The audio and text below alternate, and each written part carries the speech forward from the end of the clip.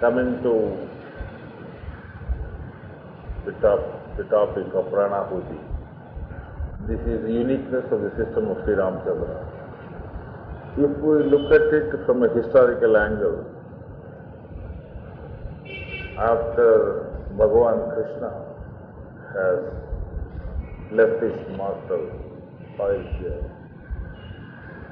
the bhakthas became so many groups and then they distributed throughout the country, and they tried to impose, say that they are superior, inferior, whatever it is, and the bhakti cult, which was included, the bhakti yoga, which was included by Lord Krishna in the path of yoga, has taken more dominance, and the yoga per se was not given that much of importance.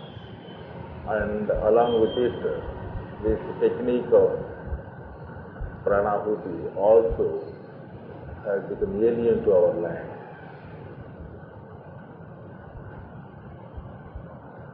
The phenomena of prophets or avatars is always there.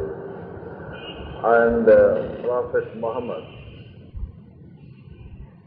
was the means through which you can have an entry into the ultimate, till recently.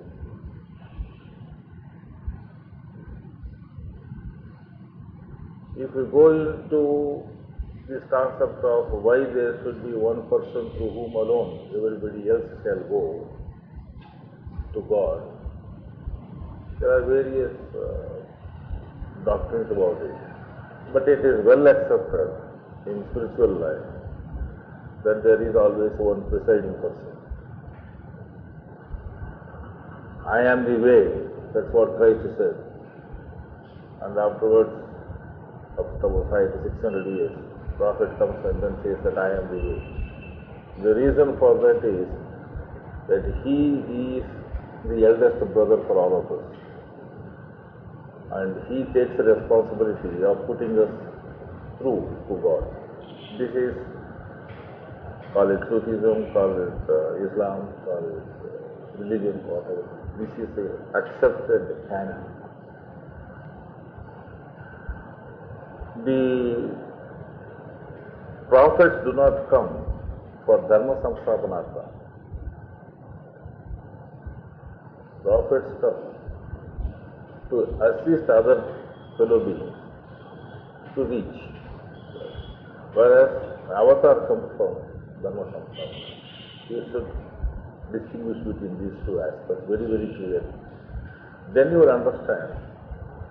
The prophet has come, and then he said that I will be of no value after 1,000 years. That is in their own words. We don't have to say that he himself said. And that 1,000 years period is over. It's just about a few years this year that it will be over. It is over from our point of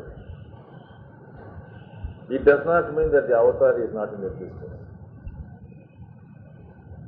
The avatar of Sri Krishna continues to operate. He is the guiding spirit. He is the monarch. But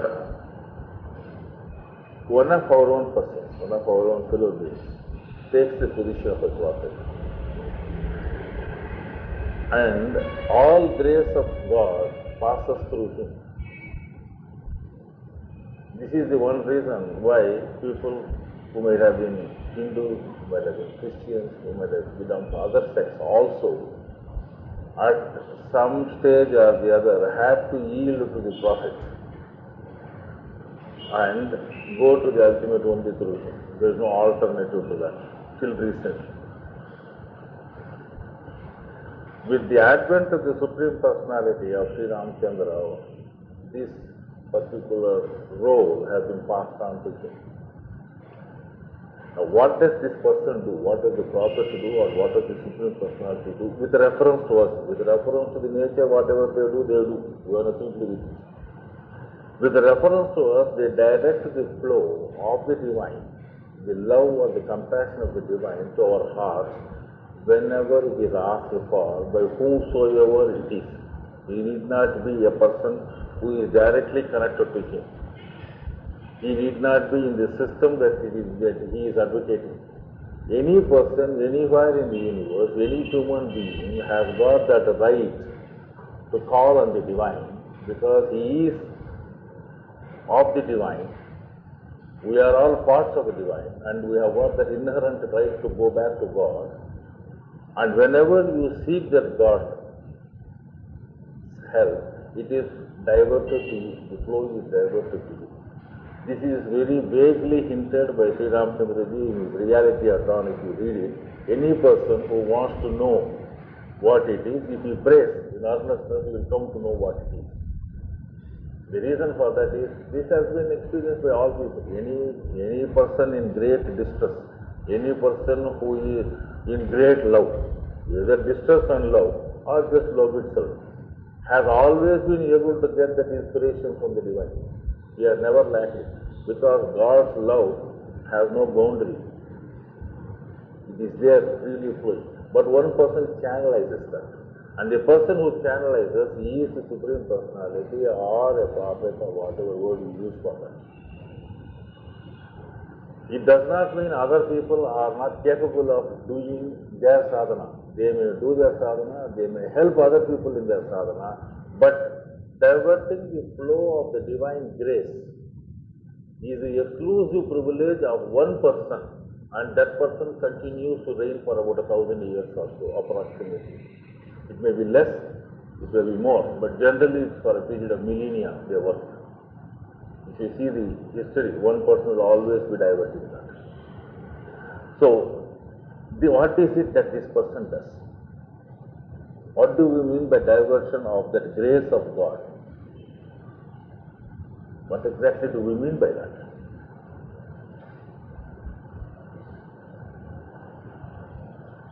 Before I answer this question, or before you can answer this question for yourself, let us come back to fundamentals. We think about the divine presence in our heart. Why not somewhere else? Why not it be our head? Why not it be our nose? Why not it be something else in the space? Why should I meditate only on the divine light in the heart? Heart feels. Heart has thought, when you say feeling, it means that it knows the language of God. Heart knows the language of God. Language of God is feeling. So the language of God it knows. So that, okay, that is one aspect of it. What is the other aspect of it? Every one of us is an expression of the divine.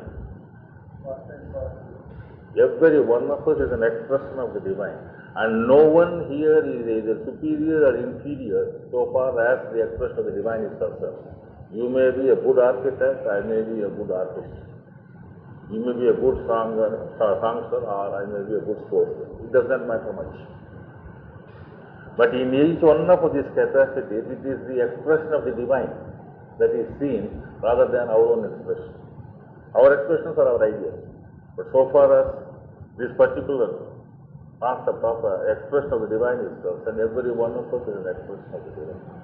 And the divine resides in us. Divine resides in us from top to toe. From top to toe he resides. But if you have got to locate him, he is best located in the heart, which is the meeting point between the animate and the inanimate, between the matter and the spirit, between bad blood and good blood. That is a common point. So in this place you feel the divinity more. In one of the meditational notings some of you have given yesterday, I tried to see the beating of the heart and all that. It is not very necessary that you should feel the beating of the heart. What you should feel is the divine presence of the divine, whatever it may mean, without any adjectives. So don't try to put God into a particular format. When you say he should conform to us, somebody else has written that also, say that many forms, including one Vishnu or Narayana, were seen. when you try to put it, you are restricting divinity to that.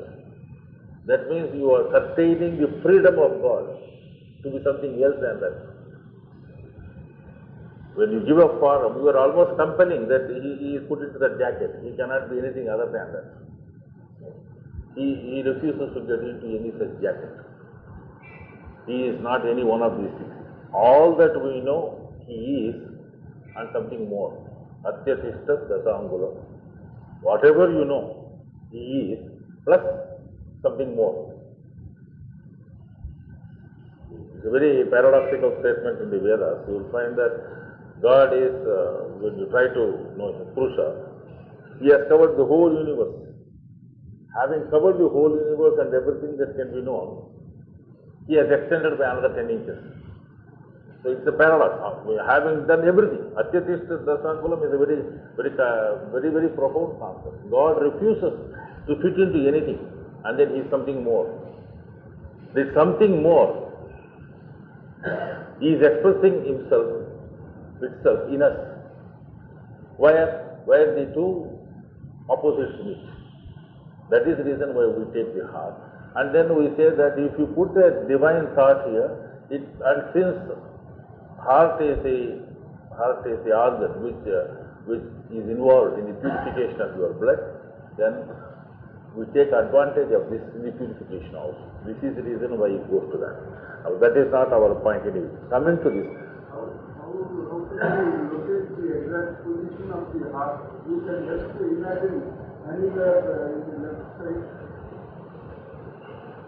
The heart is located, everybody knows, somewhere here, and it is distance. It tilts towards it. It's a fact that during meditation you do not see it, nor do you see anything for that matter. Internal organs, any one of them you do not see in the beginning. We have been accustomed to seeing outside rather than seeing inside. So it takes time for you to learn to look inside. When you grow sufficiently, you definitely see even minor details of inner mechanisms, if you go into that siddhi aspect of it. But if you are going only to the concept of the divinity in your heart is, where it beats. That's the reason why Babuji has used the word where it beats. Where it beats means, instead of searching for a heart elsewhere, somewhere here. And you suppose that there is a divine life there. You suppose. You don't imagine. You suppose. I think the concept of supposition also should be explained to you clearly. A supposition, in those of you who know this mathematics, theorems, you suppose something, and then at the end of it you prove that. That a supposition is invariably a thing that is proved. Imagination is something that is not necessarily proved. That's why the word is very, very clear. That is, you are almost sure that it is there, and then you suppose it, and then you prove, yes, it is there, by your experience. The supposition is a very positive idea, the positive belief. Now that, I think, we'll come back to the subject. When we talk about this presence of the divine in our heart, we are talking about the presence of the prana, the prana, capital D. And this prana is something that is creating circumstances by which the divine can exhibit fully in you according to your merits. And there are no demerits. Please note, there are no demerits in life. Everything is merit. Only when we look at it from its utility angle, the concept of demerit arises. Only when economics enters into the field of life, then something of a demerit arises. Otherwise, everything is merit. So this particular prana is what we are tackling. He is in your heart, and that means he is capable of expressing himself fully in you. That is the potentiality that you have got, that you can be divine. Whether it is Ramakrishna who said it or Ramana who said it doesn't make a difference. That we can be divine in the sense that we have got the inherent capacity to be divine. We have a right for that divinity. Inherent right, because God is in us. You understand? Now, what is it that Pranahuti is supposed to do here?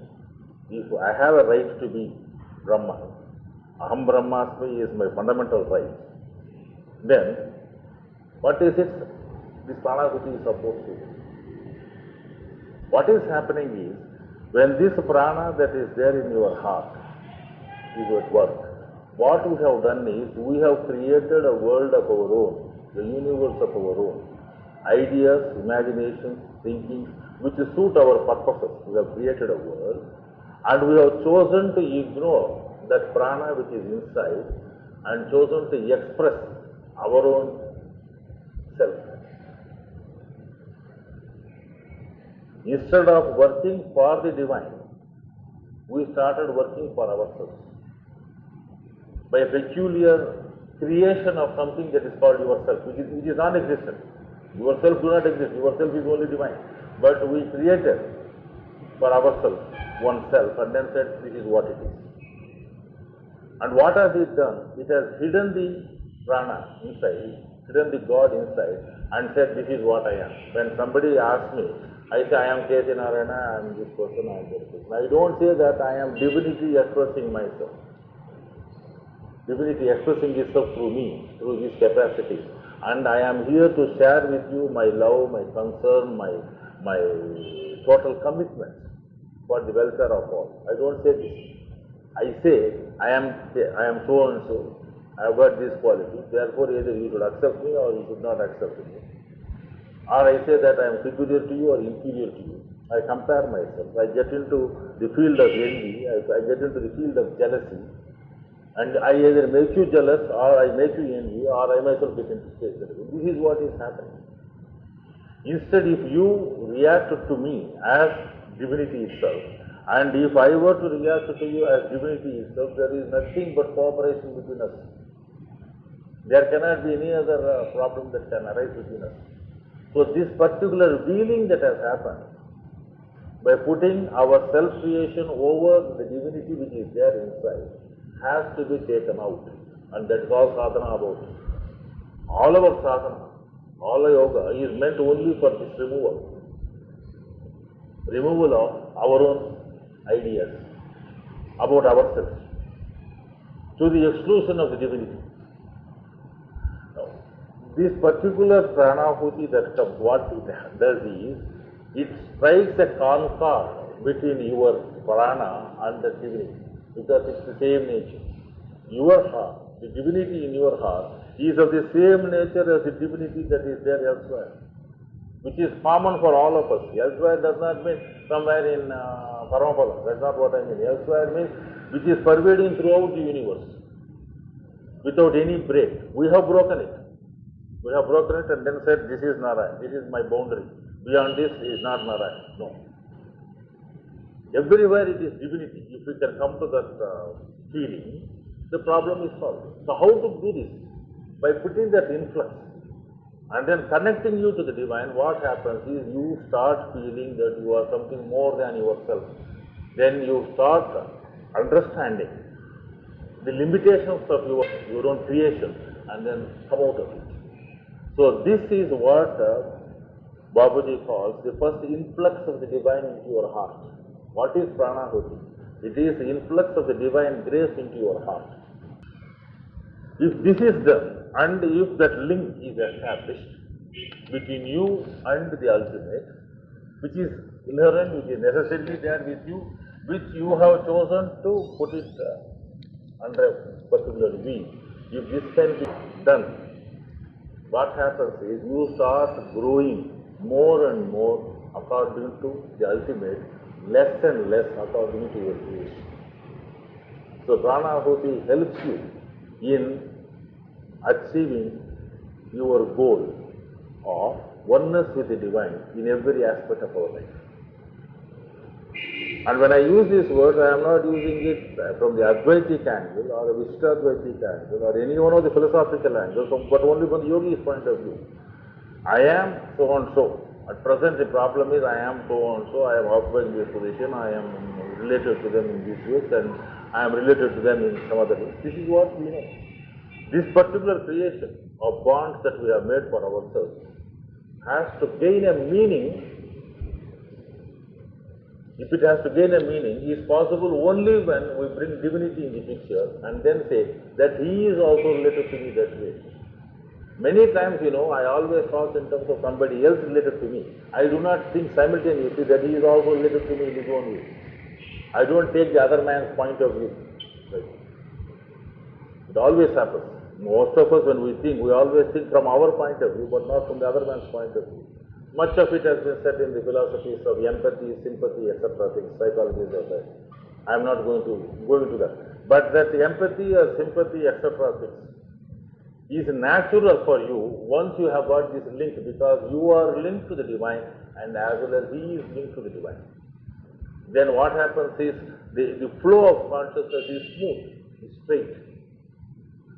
We don't strain ourselves to feel sympathetic. We don't strain ourselves. That is why you will find the people who are advanced in spiritual life automatically either weeping or laughing when another man is weeping or laughing.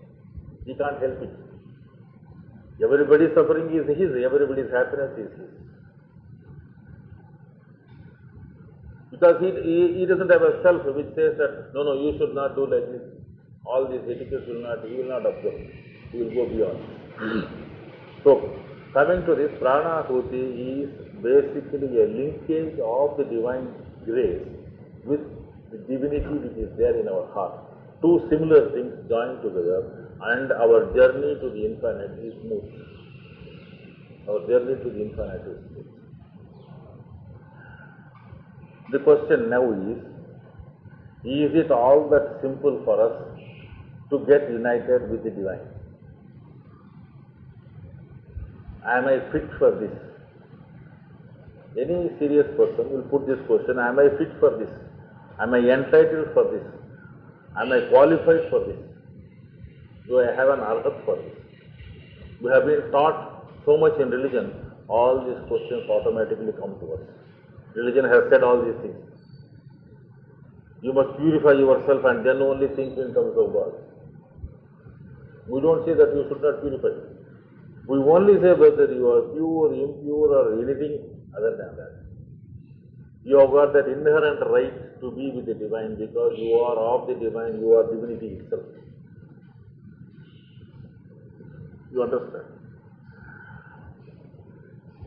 Now, do I have that right is the question that we were posing for ourselves. You have the right, not because you are virtuous, not because you are good, not because you are a person who is living according to certain standards, but all of us are fit for this mainly because our nature is of the same type as that of divinity.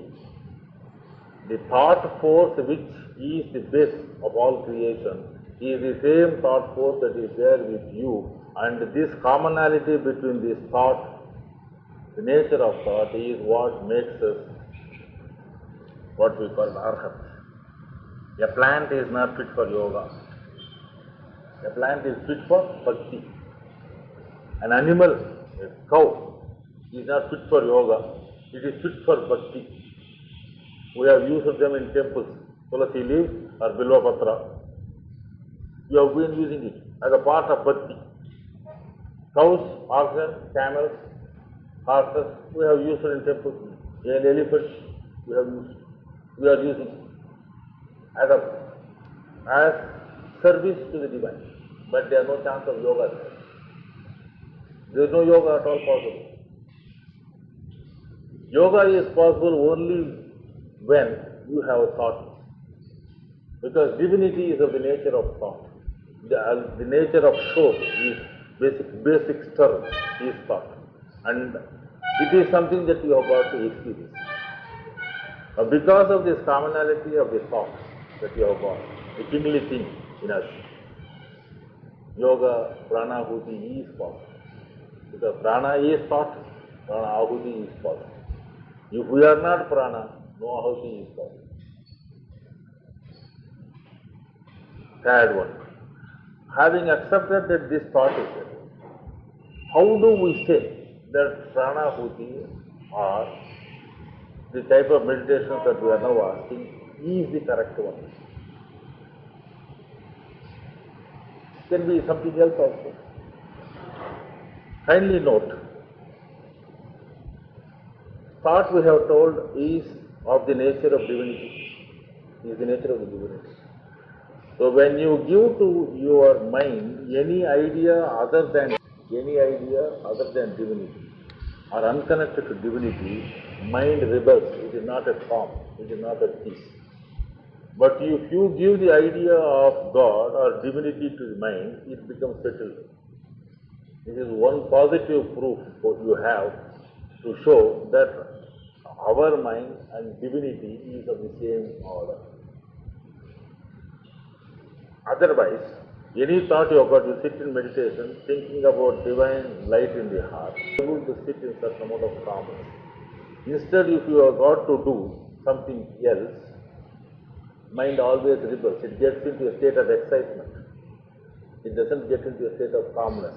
I am using the word excitement so that you will appreciate, even in the case of people who do japa or who do puja of the divine, though relative calmness is there, they are in an excited condition.